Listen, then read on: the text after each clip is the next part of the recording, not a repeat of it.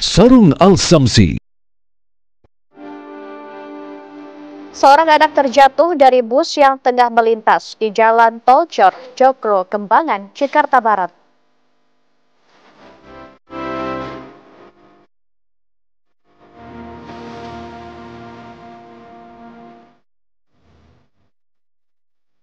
Selebritas Nikita Mirzani kembali menjalani persidangan di Pengadilan Negeri Jakarta Selatan atas kasus dugaan pemerasan.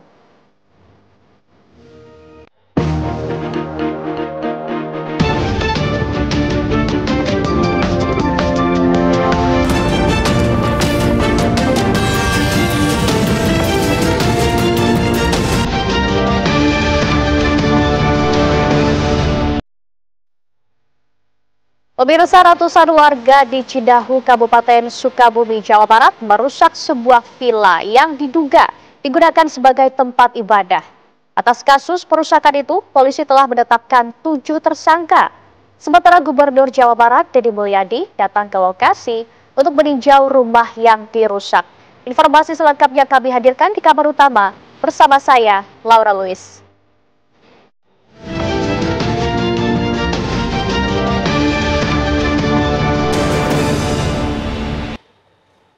Kita awali informasi pertama, pemirsa. Puluhan kios pedagang di Pasar Pulau Mas Tebing Tinggi, Kabupaten Empat Lawang, Sumatera Selatan terbakar. Tidak ada korban jiwa dalam peristiwa ini.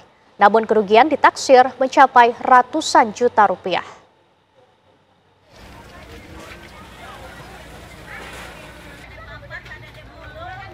Inilah suasana kepanikan yang terjadi di area Pasar Pulau Mas Tebing Tinggi, Kabupaten Empat Lawang, Sumatera Selatan. Suasana yang awalnya ramai oleh aktivitas pasar, akhirnya berubah mencekam. Tiba-tiba muncul kobaran api dari salah satu kios kosong dan secara cepat merambat ke kios milik pedagang lainnya. Peristiwa ini sontak membuat pedagang dan pembeli berhamburan berupaya memadamkan api. Amukan api dengan cepat menjalar ke puluhan kios yang ada di sekitarnya karena sebagian besar kios terbuat dari material kayu. Ditambah tiupan angin yang sedikit kencang membuat kobaran api begitu cepat menghanguskan kios lainnya. Sebanyak 2 unit mobil pemadam kebakaran milik Pemkab Empat Lawang kerahkan ke lokasi. Selang 1 jam, api pun dapat dipadamkan.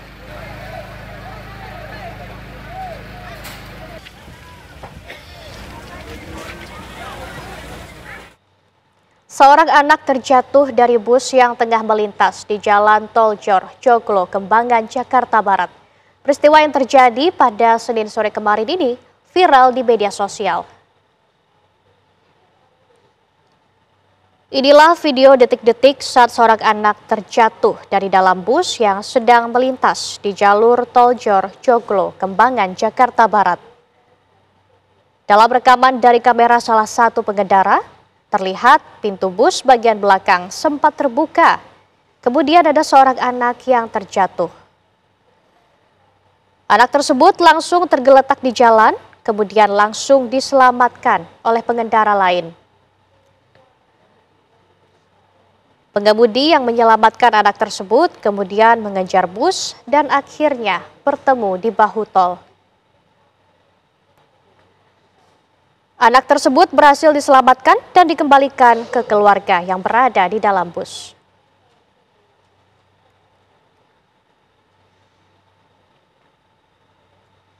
Selebritas Nikita Mirzani kembali menjalani persidangan di Pengadilan Negeri Jakarta Selatan atas kasus dugaan pemerasan. Sidang lanjutan kasus dugaan pemerasan atas terdakwa artis selebritas Nikita Mirzani kembali digelar di Pengadilan Negeri Jakarta Selatan Selasa siang. Sidang siang tadi mengagendakan pembacaan eksepsi atau nota keberatan terdakwa. Nikita Mirzani datang dengan pengawalan ketat, turun dari mobil tahanan dan tangan yang terborgol. Dalam eksepsinya, Nikita membacakan langsung poin-poin keberatan di depan majelis hakim. Sambil terisak tangis, Nikita mengaku dizolimi atas tuduhan pemerasan terhadap dirinya dan sahabatnya Ismail Marzuki. Akan tetapi setelah adanya transaksi kesepakatan dan ada pembayarannya, yang ada saya malah dizolimi oleh Reza Gladys dengan menjadikan saya dan sahabat saya sebagai tersangka di Polda Metro Jaya. Pemirsa, ratusan warga Cidahu, Kabupaten Sukabumi merusak sebuah villa yang diduga digunakan sebagai tempat ibadah. Sebuah video memperlihatkan aksi perusakan sebuah villa di Kampung Tangkil, Kecamatan Cidahu, Kabupaten Sukabumi, Jawa Barat. Dalam rekaman terlihat kaca jendela, peralatan hingga bagian bangunan lain mengalami kerusakan. Warga menuding villa tersebut digunakan sebagai tempat ibadah tanpa izin. Aktivitas seperti doa bersama hingga tata ibadah seperti di gereja disebut kerap dilakukan di lokasi itu. Sementara itu, pihak kepolisian mengklarifikasi bahwa villa dirusak warga, bukan gereja, melainkan rumah singgah milik warga.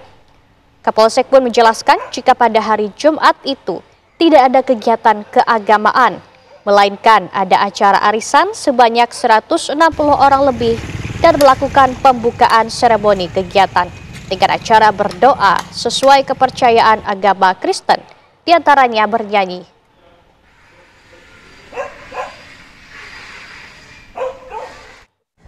Rumah ini merupakan rumah singgah, bukan gereja. Ini adalah tempat dia istirahat dalam waktu libur. Namun dalam keadaan libur itu sendiri dimanfaatkan kegiatan-kegiatan arisan atau pertemuan warga. Namun warga menolak dengan kegiatan-kegiatan itu sendiri, dikirain rumah ini berupa gereja. Sementara Gubernur Jawa Barat Deddy Mulyadi mendatangi rumah milik warga di Cidahu, Kabupaten Sukabumi yang dirusak warga karena warga menilai rumah tersebut dijadikan gereja. Selain memberikan bantuan uang dari pribadinya untuk perbaikan rumah akibat dirusak warga, Gubernur juga memberikan dukungan moral terhadap pemilik rumah dan memberikan pemahaman kepada warga sekitar pentingnya toleransi antar umat beragama. Sementara terkait warga yang dijadikan tersangka karena dinilai menjadi provokator, dirinya menyerahkan ke pihak kepolisian untuk melakukan proses hukum tersebut. Ya, hukum biarkan bekerja secara objektif berdasarkan kaidah alat bukti. Saya tidak akan mengintervensi. Urusan hukum saya serahkan sepenuhnya prosesnya kepada aparat penegak hukum. 100 juta itu dari pribadi atau dari uang negara, Pak? Pribadi saya. Dari pribadi gubernur berarti ya? 100 juta. Harapan ke depannya, Pak? Terima kasih. Nggak boleh terjadi peristiwa seperti ini. Semua orang harus hidup rukun, saling menghargai, saling menghormati. Menghormati perbedaan, menghormati Polisi tetapkan 7 tersangka kasus perusakan sebuah rumah yang dijadikan tempat ibadah di Kabupaten Sukabumi, Jawa Barat. Sejumlah barang bukti turut diamankan. Setelah dilakukan pemeriksaan sejumlah saksi dan mengumpulkan barang bukti, polisi tetapkan 7 tersangka kasus perusakan rumah ini. Kejadian berawal saat Nina mengadakan kegiatan keagamaan remaja di rumahnya dengan peserta berjumlah 36 anak remaja. Warga sekitar salah paham akan kegiatan agama tersebut dan mendatangi rumah Nina, kemudian melakukan pengerusakan. Ketujuh tersangka dikenakan pasal 170 KUHP tentang perusakan.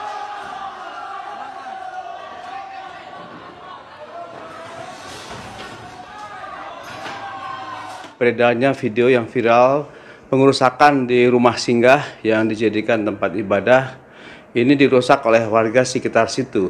Adanya pengerusakan ini tentu saja tidak boleh dilakukan, tidak boleh senang-wenangan, dan kita telah menetapkan ada 7 tersangka dari pengerusakan ini, dan saat ini sudah diamankan di Polres. Mereka saat ini sedang diperiksa peran-peran mereka apa saja. Dan pemirsa, kita akan update informasi kejadian rumah retret pelajar Kristen yang dirusak warga beberapa waktu lalu di Sukabumi bersama rekan Rizky Gustana.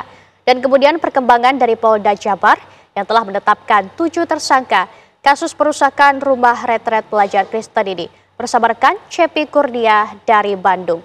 Kita ke Rizky terlebih dahulu pemirsa. Rizky, apa yang menjadi pemicu perusakan rumah retret pelajar Kristen yang dilakukan oleh warga ini?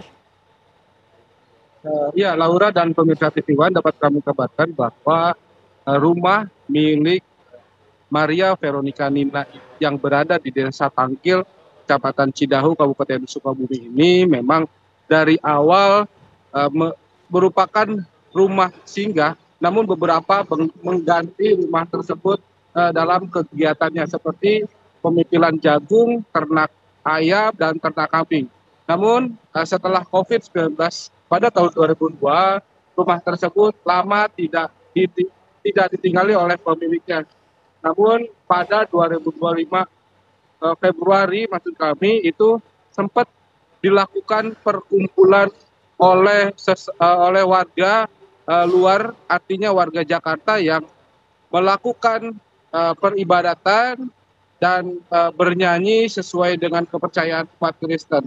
Nah, dari itu warga masyarakat mulai resah setelah dilakukan mediasi oleh kepala desa, DKM masjid setempat maupun unsur pemuda, namun hirauan itu tidak diindahkan oleh pemilik. Itu puncaknya pada tanggal 27 Juni lalu, tepatnya hari Jumat, ada kegiatan di subuh, mereka melakukan nyanyi-nyanyi, namun warga masyarakat langsung mengimbau dan mereka berdalih itu adalah suatu perkumpulan arisan warga Jakarta yang sebanyak 130 orang menggunakan bis dan beberapa kendaraan.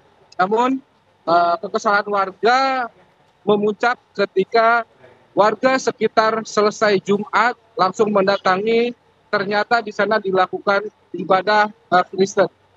Hingga saat ini memang tadi Gubernur Jawa Barat Deddy Mulyadi telah mendatangi TKP dan memberikan santunan terhadap pemilik rumah sebesar 100.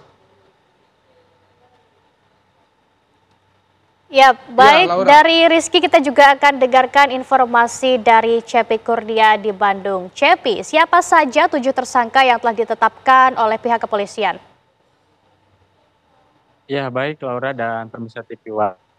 Malam ini saya sedang berada di Polda Jawa Barat, di mana memang tadi pihak kepolisian dari Polres Sukabumi dan Polda Jawa Barat telah menetapkan 7 orang tersangka dalam kasus pengrusakan sebuah villa atau rumah yang dijadikan tempat ibadah, yang dimana itu terjadi pada tanggal 27 Juni 2025 pada sekitar pukul 13.00. Di sana warga sekitar melakukan pengrusakan sejumlah fasilitas termasuk kendaraan roda 2 dan bangunan sendiri yang menyebabkan kerugian sekitar 50 juta rupiah. Namun memang kasus ini juga menjadi perhatian Kapolda Jawa Barat langsung dan memerintahkan anggotanya untuk melakukan olah TKP dan melakukan pemeriksaan sejumlah saksi dan mengumpulkan sejumlah bukti, dan akhirnya 7 orang tersangka telah ditetapkan oleh Polres Polisi sendiri tadi pada tanggal 1 Juli 2025 sendiri. Nah, untuk para tersangka tersebut memang ada 7 tersangka dari Polda Jawa Barat sendiri, yaitu ada 7 tersangka, diantaranya Risma Nur Hadi yang merusak pagar dan mengangkat salib, Ujang Endi merusak pagar, Ence Maulana merusak pagar, M. Daming merusak motor, Mo Sabili Mutakin menurunkan dan merusak salib besar, Endi merusak pagar dan merusak motor, dan Ece Mulyana merusak pagar. Ketujuh tersangka ini telah ditetapkan oleh pihak kepolisian, dan saat ini menurut keterangan dari Kabid Humas Polda Jawa Barat bahwa saat ini 7 tersangka telah ditahan di Polres Sukabumi, dan saat ini memang terus dilakukan pemeriksaan dan pendalaman oleh pihak kepolisian. Dan sejauh ini memang untuk TKP sendiri sudah diamankan oleh pihak kepolisian untuk menjaga kondisivitas agar tidak terjadi hal-hal yang tidak diinginkan. Begitu, Laura. Baik, CP Kurnia mengabarkan langsung dari Bandung. Sebelumnya ada Rizky Gustana mengabarkan dari Sukabumi, Jawa Barat. Terima kasih atas laporan Anda rekan-rekan. Selamat bertugas kembali. Pemirsa, kabar utama masih akan kembali usai jeda. Tetaplah bersama kami.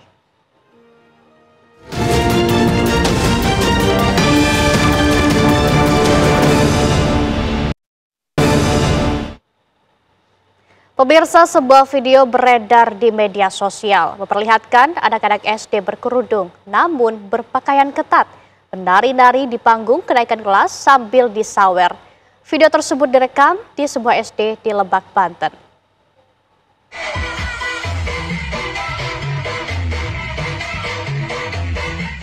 Mau dikemanakan arah pendidikan kita? Masih kecil, sudah joget hot. Pakai baju ketat di panggung plus disawer pula.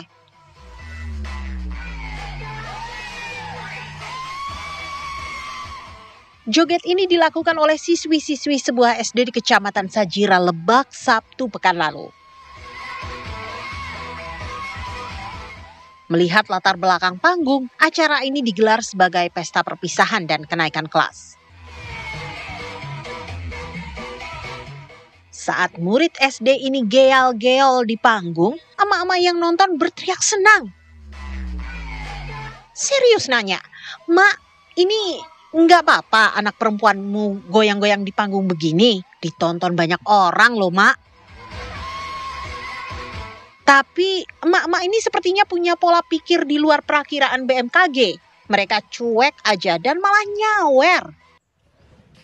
Yang prihatin bukannya emak-emak, tapi malah warga net. Joget itu yang relevan dengan pendidikan sebagai apa? Memberikan edukasi ya, memberikan edukasi tentang moral. Pantas nggak sih Pak kalau anak SD seperti itu Pak? Kurang pantas. Kurang pantas. Ya, mungkin sebetulnya cukup miris juga. Sedikit menjadikan, tapi mungkin kita sih karena memang ini kejadian di Lebak, saya rasa nggak sesuai lah dengan kultur yang ada di Kabupaten Lebak. Laki-laki aja prihatin, kok bisa emak-emak di SD ini nggak ada yang coba menghentikan tarian yang tak pantas dilakukan siswa SD? Terus kepo juga, kemana sih pihak sekolah? Kok bisa membiarkan hal tak pantas seperti itu terjadi di lingkungan sekolah? Dari Lebak, Banten, Andre Sopian, TV One mengabarkan. Presiden Prabowo Subianto dan Wakil Presiden Gibran Rakabuming Raka menghadiri peringatan Hari Ulang Tahun ke-79 Bayangkara. Presiden Prabowo menyatakan saat ini Polri dan TNI menjadi ujung tombak strategis program makan bergizi gratis.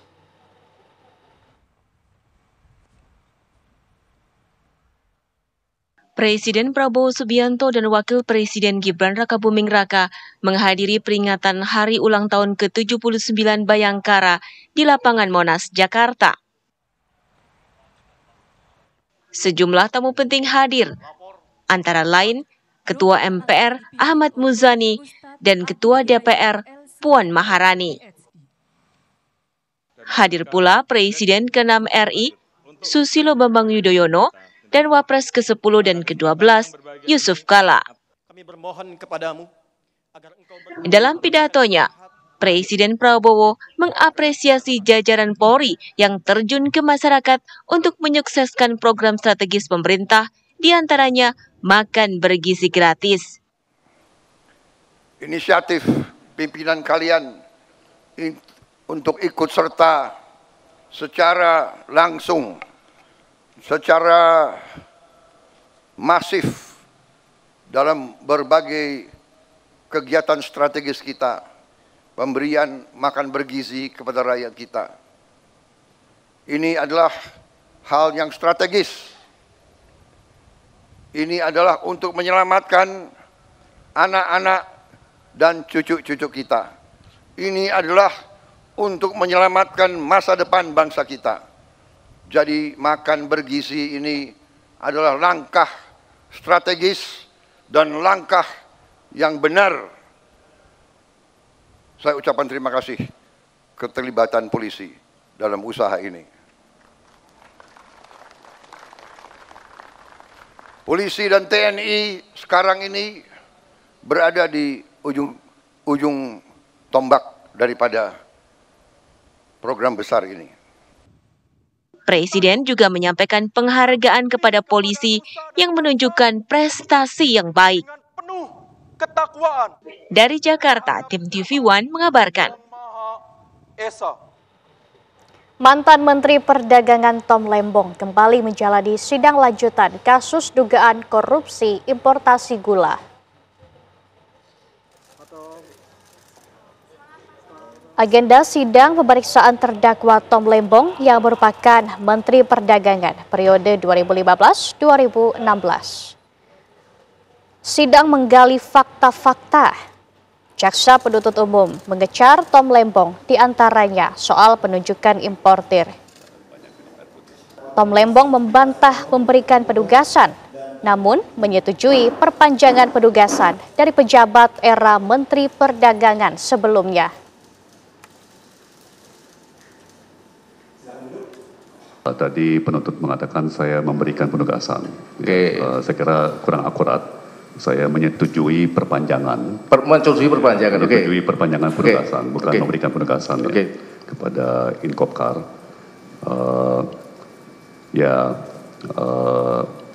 Sekali lagi, saya mengandalkan masukan dan prosedur yang dijalankan oleh pejabat dan karyawan struktural Kementerian Perdagangan, tapi saya mengetahui bahwa memang tujuan daripada importasi gula saat itu adalah untuk mengembalikan stok sebesar 100.000 ton yang pernah dipinjam oleh Menteri Perdagangan pendahulu saya, Pak Rahmat Gobel, yang tentunya pada suatu saat harus dikembalikan. Pemirsa, kasus dugaan suap putusan lepas atau onslak terhadap 3 perusahaan yang terlibat dalam ekspor minyak sawit mentah CPO yang melibatkan 4 hakim memasuki babak baru. Setelah dinyatakan lengkap, penyidik Jaksa Agung Muda bidang tindak pidana khusus atau Jampitsus Kejaksaan Agung melimpahkan 6 tersangka beserta barang bukti ke Kejaksaan Negeri Jakarta Pusat.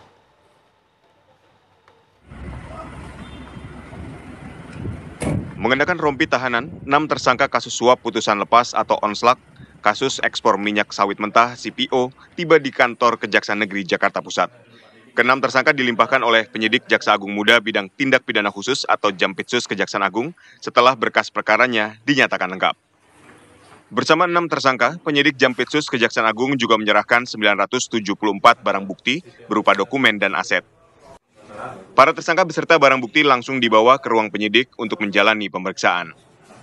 Jaksa penuntut umum pada Kejaksaan Negeri Jakarta Pusat menerima pelimpahan tahap 2, yaitu penyerahan tersangka dan barang bukti terhadap perkara dugaan tindak pidana korupsi suap atau gratifikasi terkait penanganan perkara dalam pemberian fasilitas ekspor crude palm oil atau CPO dan turunannya pada industri kelapa sawit bulan Januari 2022 sampai dengan April tahun 2022 di Pengadilan Tindak Pidana Korupsi pada Pengadilan Negeri Kelas 1 Khusus Jakarta Pusat. Tersangka yang kami terima dari penyidik hari ini berjumlah 6 orang. Dengan diterimanya para tersangka dan barang bukti, Kejaksaan Negeri Jakarta Pusat kini tengah bersiap untuk menyusun dakwaan agar kasus ini dapat segera maju ke persidangan. Ke-6 tersangka kemudian dibawa ke rumah tahanan kelas 1 Salemba, Jakarta Pusat untuk dilakukan penahanan selama 20 hari ke depan. Dari Jakarta, Asbin Benef, TV One, mengabarkan. Tetaplah bersama kami pemirsa karena kabar utama akan kembali usai jeda dengan sejumlah informasi lainnya.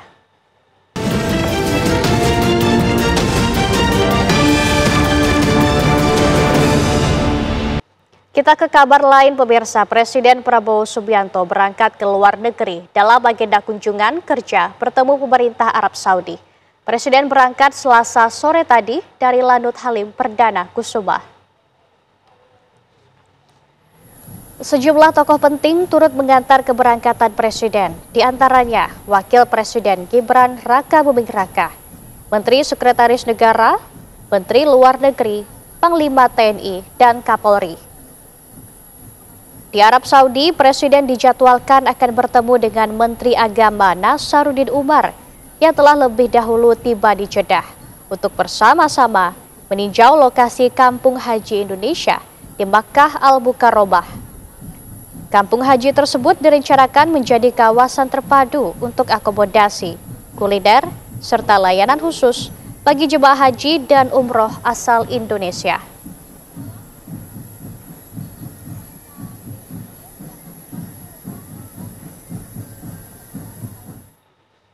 Lawatan Presiden Prabowo Subianto ke Arab Saudi antara lain membahas kerjasama politik dan perbaikan penanganan haji.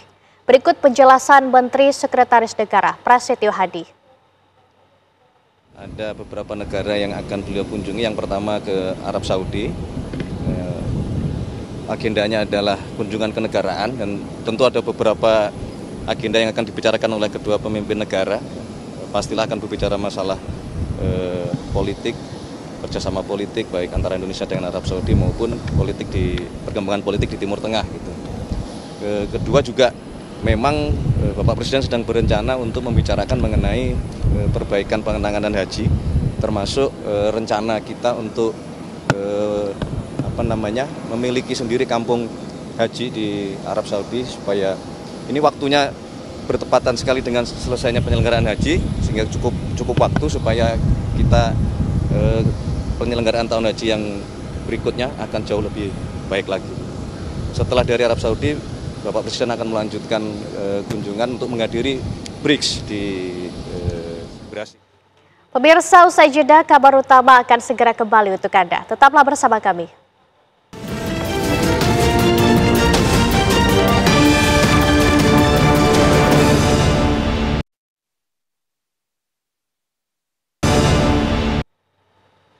Seorang wisatawan asal Malaysia mengalami kecelakaan saat melakukan pendakian di Gunung Rinjani melalui jalur Sembalun.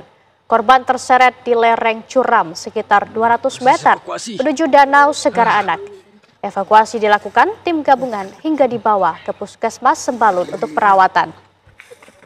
Seorang pendaki asal Malaysia atas nama Nazli bin Awan Mahat mengalami kecelakaan saat mendaki di jalur wisata Gunung Rinjani, Lombok Timur pada Sabtu lalu.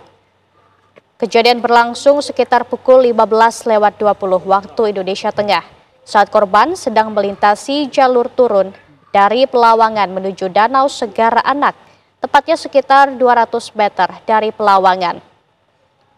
Korban tergelincir dan mengalami cedera di bagian kepala, sehingga tidak dapat melanjutkan perjalanan.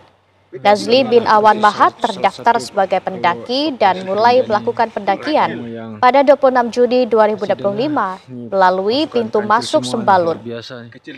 Setelah menerima laporan, tim dari Edelweiss Medical Help Center langsung berangkat menuju lokasi korban. Tim dan korban berhasil tiba di shelter emergency Pelawangan Sembalun. Korban kemudian dibawa oleh ojek menuju desa Sembalun dan langsung dilarikan ke puskesmas untuk mendapatkan penanganan lebih lanjut. Korban dipastikan berada dalam kondisi stabil, namun memerlukan perawatan intensif.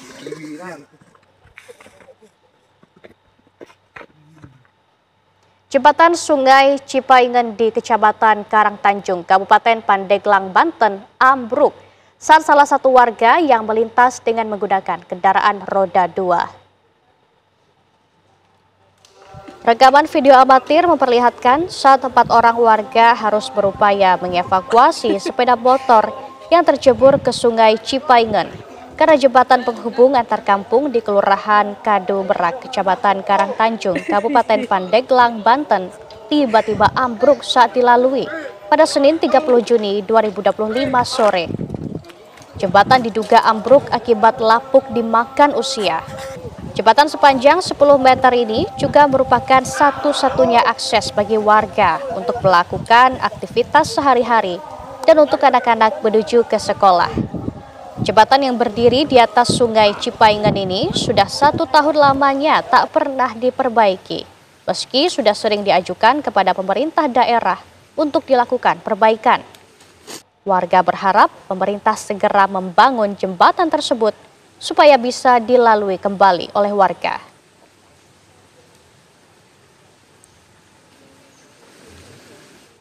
Pemirsa, pelaku pembacokan juru parkir di Kota Makassar akhirnya berhasil ditangkap polisi. Pelaku nekat membacok karena tak terima ditegur juru parkir. Video CCTV pembacokan viral di media sosial. Inilah detik-detik juru parkir toko penggilingan bakso di Jalan Muhammad Yamin, Kota Makassar, Sulawesi Selatan menjadi korban pembacokan. Pelaku datang berboncengan lalu membabi buta korban dengan parang hingga korban terjatuh. Berbekal rekaman CCTV inilah polisi berhasil meringkus A yang kini sudah mendekam di sel tahanan Polsek Makassar setelah buron usai menjalankan aksinya. Motif pembacokan adalah pelaku tersinggung ditegur korban. Akibat pembacokan ini, korban mengalami luka 12 jahitan di bagian rusuk dan pelipis.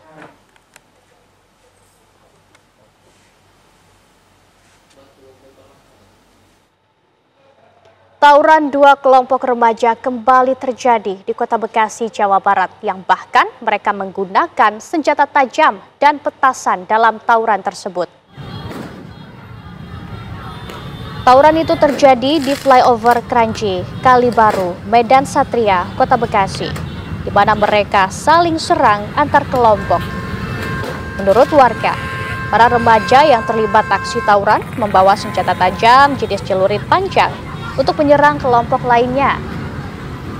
Warga yang kesal melihat ulah remaja langsung membubarkan puluhan remaja tersebut dengan menggunakan bambu.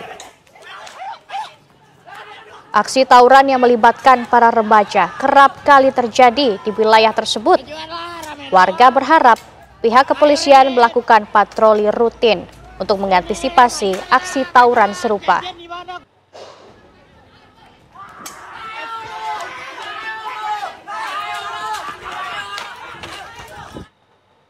Polisi terus mendalami motif dan modus guru ngaji yang melakukan aksi asusilanya terhadap 11 santriwatinya.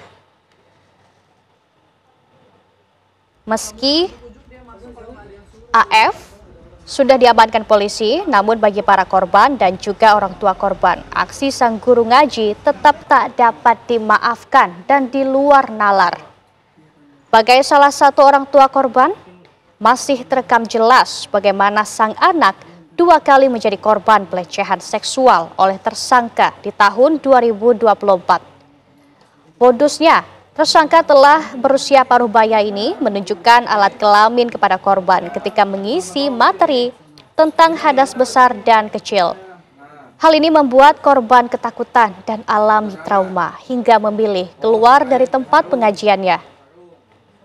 Para orang tua korban pun berharap kejadian serupa tidak terulang kembali di kemudian hari dan berharap ustadz yang mengisi pengajian di komplek atau perumahan warga harus bersertifikasi.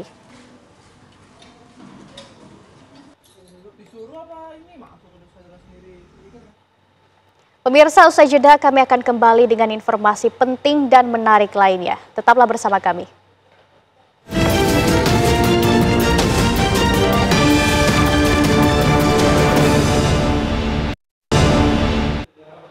Pemirsa, kabar menarik dan penting yang terjadi sepanjang hari ini kami rangkum selengkapnya dalam News Flash berikut ini.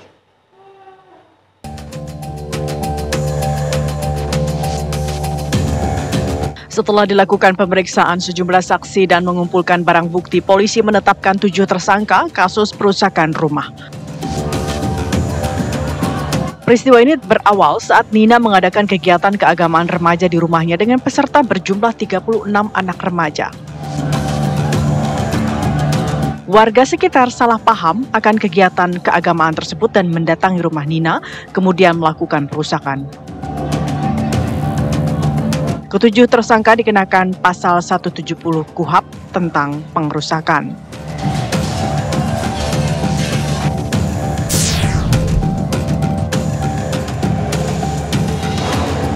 Gelombang terakhir lanjutan evakuasi warga negara Indonesia dari Iran kembali tiba di Indonesia melalui Terminal 3 Bandara Soekarno-Hatta, Tangerang, Banten, Senin malam.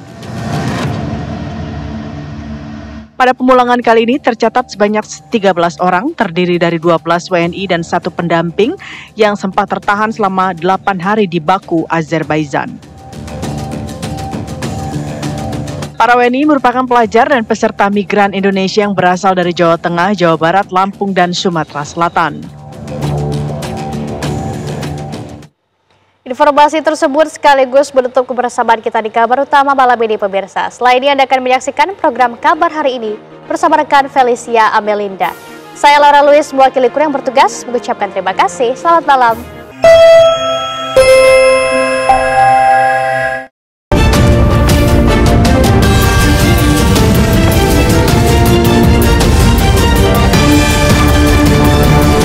Didukung oleh Sarung Al Samsi.